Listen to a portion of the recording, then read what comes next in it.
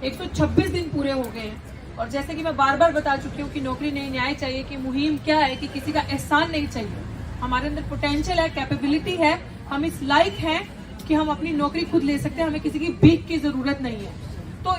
इस वक्त को देखते देखते आज मेरे साथ मेरे राइट साइड पे प्रोफेसर डॉक्टर रतनलाल साहब हैं, जो कि मुझे नहीं लगता कि किसी भी परिचय के मोहताज हैं। आप सब, पूरा भारत, जो भी जागरूक इंसान होगा वो प्रोफेसर रतनलाल साहब को जानता होगा। और मेरे दूसरी तरफ मेरे भाई मंजीत नोटियाल जी बैठे हैं। मैं कुछ लोग ये भी सोच रहे होंगे, कहा भी था कि इतनी लेट आए भाई, लेकिन मैं आपको ये चीज बता दूं, इनका बैनर भी और इनकी टीम भी, जब हमारा आंदोलन लगा था उसके 2-3 दिन के अंदर इनकी टीम ने हमारे साथ संपर्क किया। सिचुएशंस ऐसी थी, बीच में चुनाव थे, बहुत सारी चीजें थी। भाई time by time video call के थ्रू मेरा हालचाल पूछते रहते थे, आंदोलन की सिचुएशन जानते रहते थे कि क्या चल रहा है, कि आप अकेले मत रहना, जिस समय भी मेरी जरूरत पड़े मैं आपके साथ होऊंगा। और मेरी पूरे दल बल के साथ, पूरी संख्या के साथ, पूरी टीम के साथ मैं आपके पास आऊंगा। आप धैर्य रखना, हिम्मत मत हारना। और वही चीज हुई कि अभी आपने देखा, हाल ही में मंजीत भाई हमारे पास आए थे और पूछा कि क्या सिचुएशन हो रही है, आगे की क्या है स्थिति, क्या करना है। 126 दिन हो गए, तो मतलब भाई की तरफ से लास्ट टाइम ही जब भाई आए थे तो ये कॉल था कि आज हम ताला लगा के जाएंगे यहाँ पे, क्योंकि भाई ने बड़ा अच्छा एक फॉर्मूला बताया और ये चीज हमें समझाई कि अगर उस दिन आई थिंक 120 दिन हुए थे और ये कहा कि लग रहा है कि 120 दिन हो गए, आपको गलत फहमी है डॉक्टर, तो मुझे लग रहा है यूनिवर्सिटी के अंदर कोई है ही नहीं, एडमिनिस्ट्रेशन के अंदर कोई है ही नहीं, तो यूनिवर्सिटी हमारी है, तो यूनिवर्सिटी ऐसा लग रहा है वीरान पड़ी है, तो ऐसी यूनिवर्सिटी को ताला लगा देना चाहिए जब हमारी किसी को आवाज नहीं सुनाई दे रही, इसका मतलब अंदर लोग नहीं रहते। तो तब हमने स्ट्रैटेजी बनाई, तब हमने ये चीजें सोची कि क्या किया जाए ऐसा कि क्या सिचुएशंस रहेंगी कि अभी 126 दिन हो गए और 126 दिन के अंदर कोई रिजल्ट नहीं आया। और यही चीज प्रोफेसर साहब से भी जब डिस्कशन हुआ कि 126 दिन से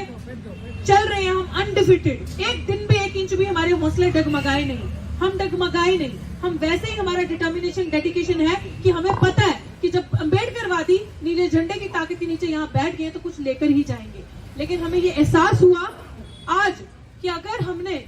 इन्हें, अभी तक तो इन्होंने हमारा एक लेवल देखा है कि हमारे हाथ, जैसे मैं बार बार कहती हूँ, संविधान ने बांधे हैं पीसफुल तरीके से। एक ही हमारे पास विकल्प है, पीसफुल तरीके से अपनी एजुटेशन को करना और चुप करके अपनी मांग करते रहना, इनसे स्टेप बाय स्टेप चलते रहना। लेकिन हमें नहीं लगा कि इन्होंने, हमारे सामने बहुत सारे आंदोलन लगे थे यहाँ पे जो कि इन्होंने उठा लिए। डीन ऑफ कॉलेजेस खुद चल के आए उनकी मांगे सुनने के लिए, क्या मांगी थी, और 2-2, 3-3, 4-4 दिन के अंदर उनके आंदोलन हट गए। लेकिन अब हमारा जो आंदोलन,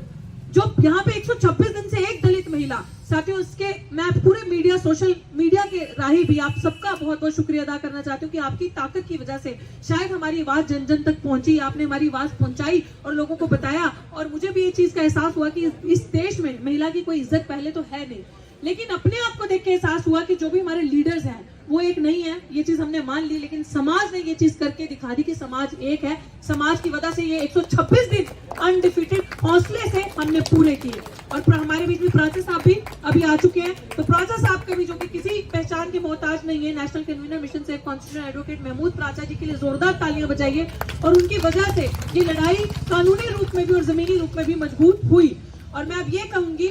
कि हम लोगों ने यूनानिमसली ये चीज डिसाइड की है। आप